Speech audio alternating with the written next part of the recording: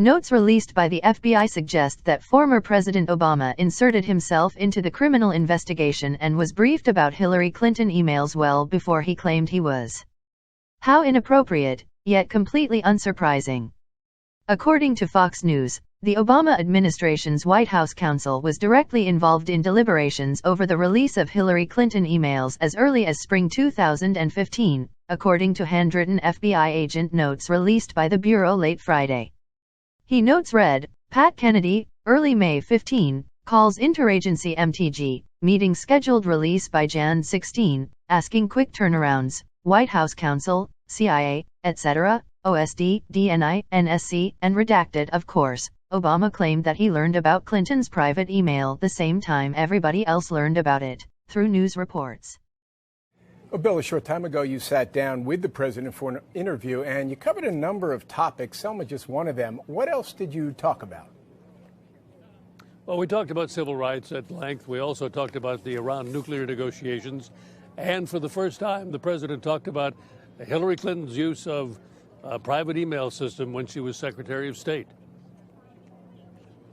Mr. President, when did you first learn that Hillary Clinton used an email system outside the U.S. government for official business while she was Secretary of State? The same time everybody else learned it through news reports. Were you disappointed? Let me just say that Hillary Clinton is and has been an outstanding public servant. She was a great Secretary of State for me.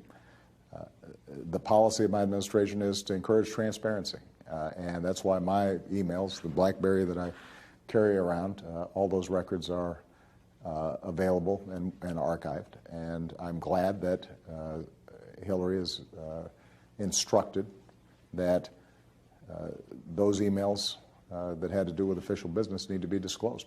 Well, you say that you have the most transparent administration ever. You said it again just a couple of weeks ago. It's true. How does this square with that? Well, I think that the fact that she's going to be putting them forward will allow us to make sure that people have the information they need.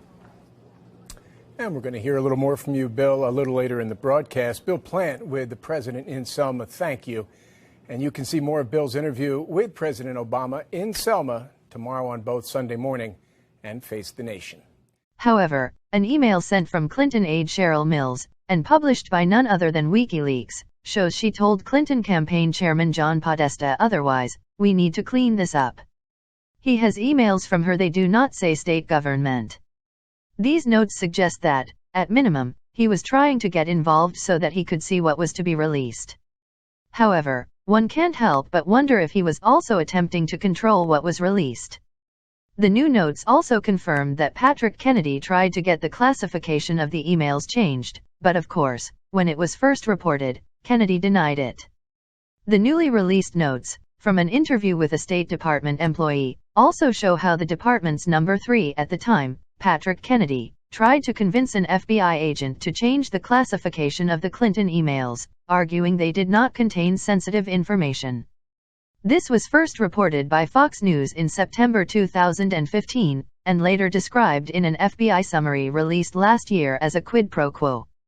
Last but not least, the notes also reveal that 2 boxes of emails were supposed to be turned over by Hillary Clinton's lawyers to the FBI, but, you guessed it, they weren't. Oh, and they still haven't been accounted for, either.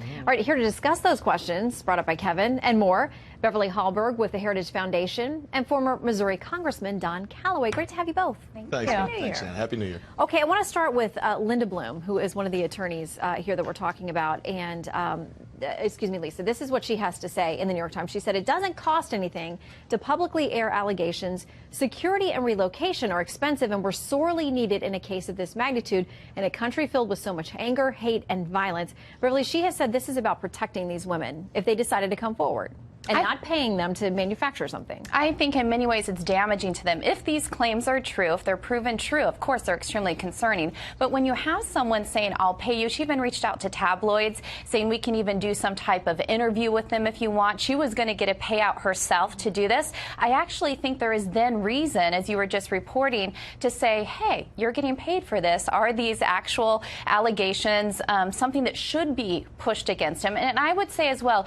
when you take a look at the allegations against President Trump, I think it also begs the question, why are they having to work so hard to find women who want to speak out? There are some that have, but having to pay women, I actually think it hurts their case when they're saying he did something.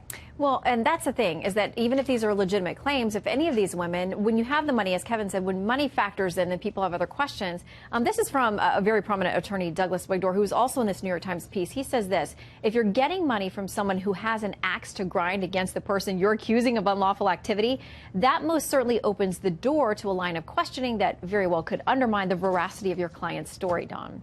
It's not good. I used to practice law as a younger fellow, and this is a bad fact, but it's not a determinative fact by any means. At the end of the day, you have to kind of get past the salacious nature of this whole thing and look to the nature of the claims. Is what they're saying true? Will they have their day in court? And ultimately, is it still something that's provable, yes or no? And in this Me Too moment that has affected all of our professional and public and private lives, the president is not the one person who gets to say, well, they were paid. That's not the case. The New York Times, the Washington Post, whatever political slant they may take, is a pretty standard practice, as Kevin reported, to pay witnesses to come forward with various news pieces. Again, this is not a good fact, but it's not a determinative fact by any means. What we should be looking at is whether or not what these women are saying is true.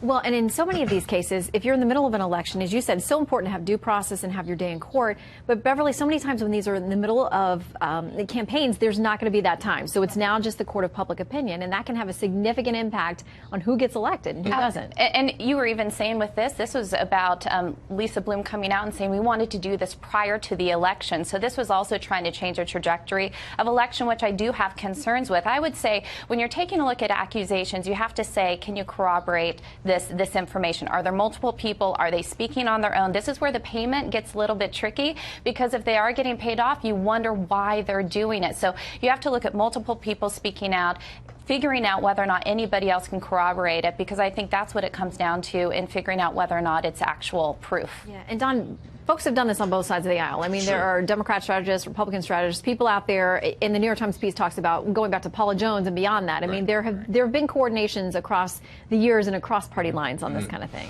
There have, and so it's not really a partisan issue. But I would also think, as Kevin reported, there's very practical matters to why you would pay a witness or someone to come forward. First of all, the day that a woman comes forward, her life is no longer hers. She's a public figure, whether or not she asked for it. She's got media camped out, and her name is in front of the world.